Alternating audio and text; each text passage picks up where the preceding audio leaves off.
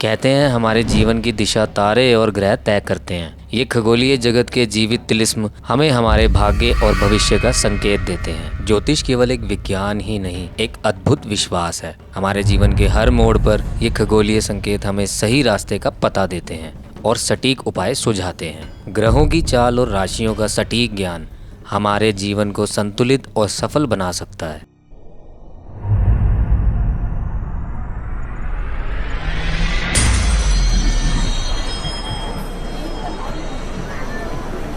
रोनित जी, ज्योतिषी उपचार का महत्व आप कैसे समझाएंगे या क्या समझते हैं आप इससे?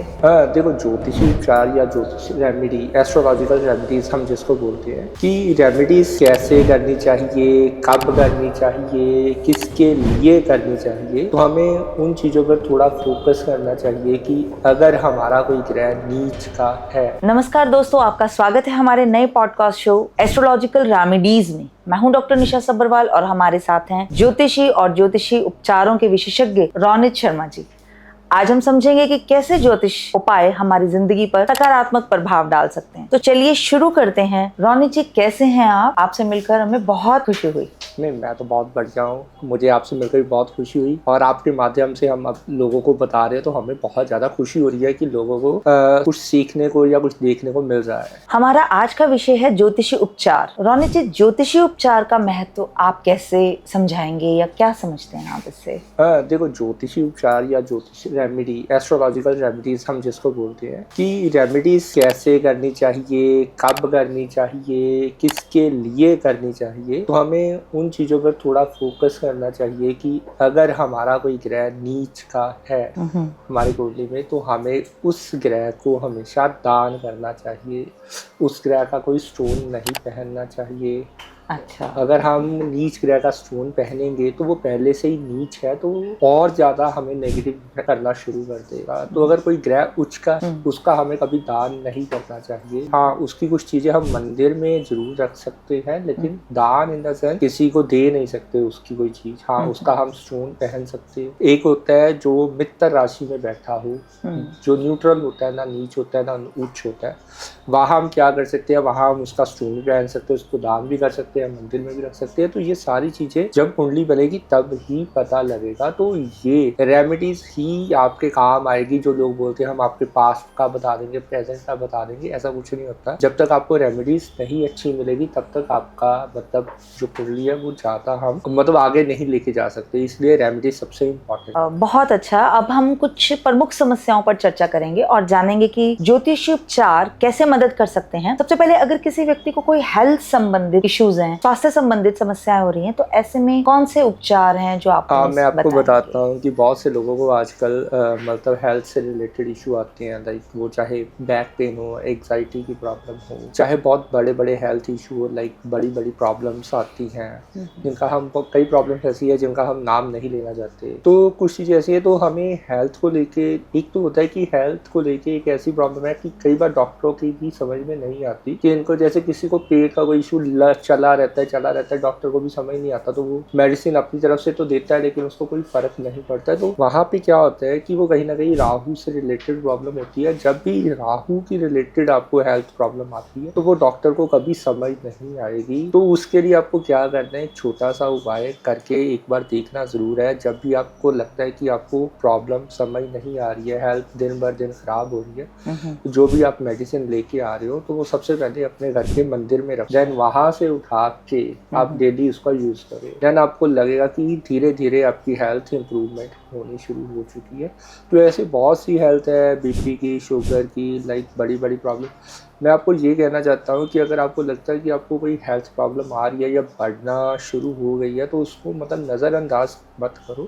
डॉक्टर के पास जरूर जाओ, लेकिन उसके साथ साथ आप एस्ट्रोलॉजिकल रेमेडी जरूर अपनाओ जिससे आपको जल्दी से जल्दी फर्क पड़े। लेकिन हम यहाँ पे जीवन और मृत्यु की बात नहीं करेंगे, बिकॉज वो ऊपर वाले के हाथ में है। अगर आपका लिखा होगा कि आप जाना ही होगा तो उसमें रेमेडीज भी काम नहीं करेगी। ये सचमुच बिल्कुल समझने योग्य बातें हैं। जब आप इस तरह की बातें समझ लेते हैं, अपने डेली लाइफ में यूज करते हैं, तो मेरे ख्याल से बहुत लाभ होता है। अब हम बात करते हैं वैवाहिक जीवन की। किसी का दाम्पत्य जीवन संघर्षपूर्ण है, कोई उनमें आपस में कुछ डिस्प्यूट्स चलते रहते हैं हस्बैंड वाइफ में, किन ज्योतिषी उपचारों की सलाह से उसे ठीक कर सकते हैं? अगर हम बात करें मैरिड लाइफ की, तो आपने देखा है कि आज के टाइम में बहुत से इशू आ रहे हैं कि पहले दिन से हमारी मैरिड लाइफ खराब है, मतलब कुछ ना कुछ क्लेश चला रहता है, चाहे वो हस्बैंड वाइफ की बनती हो लेकिन घर में किसी के कारण प्रॉब्लम आ रही है, किसी और के कारण, लेकिन आपस में रिलेशन खराब हो रहे हैं। तो वहाँ पे क्या होता है कि आपकी कुंडली में मंगल शुक्र की युति होगी, या शुक्र कहीं ना कहीं किसी ग्रह से पीड़ित होगा, या वो राहु से, केतु से, किसी ना किसी ग्रह से वो पीड़ित होगा,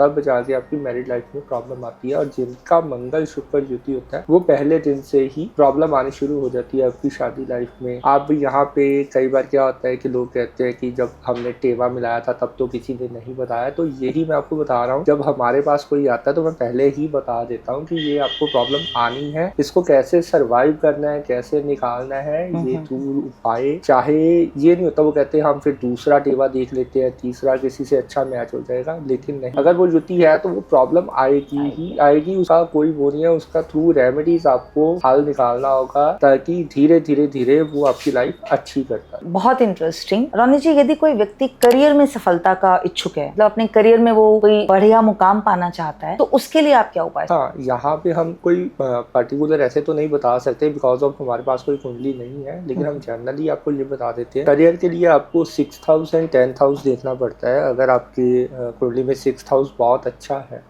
तो आप जॉब में काफी अच्छी तरक्की करोगे। अगर 10th हाउस भी आपका अच्छा है तो आप बिजनेस भी कर सकते हो। बुध आपका अच्छा होना चाहिए करियर के लिए, और शनि आपका अच्छा होना चाहिए। ये दोनों ग्रह अगर आपके अच्छे हैं तो आपका करियर काफी लंबा चलेगा और बहुत अच्छा चलेगा। तो अगर किसी के ये ग्रह अच्छे नहीं है तो फिर उसके लिए? देखो, आज के टाइम में आप देख रहे हो, अगर किसी के ग्रह अच्छे नहीं होते हैं तो वो भटकता रहता है, या उसकी जॉब बहुत जल्दी चेंज होती रहती है, वो साल में 6 महीने में 2-2 बार जॉब चेंज करता है, तो वहाँ पे उसको शनि का उपाय जरूर करना चाहिए, ताकि उसकी स्टेबिलिटी बनाने के लिए शनि को अच्छा रखना ही पड़ेगा। और कई बार हम देखते हैं कि कई लोग बहुत साल तक एक ही बिजनेस में है लेकिन कोई बहुत ग्रोथ नहीं हाँ, तो जैसे बहुत से लोग आप देखते हो एक ही लाइन में लगे रहते हैं, मेहनत करते रहते हो, तो कहीं ना कहीं उनका 6th हाउस बिल्कुल डाउन होगा या बुध नीच का होगा।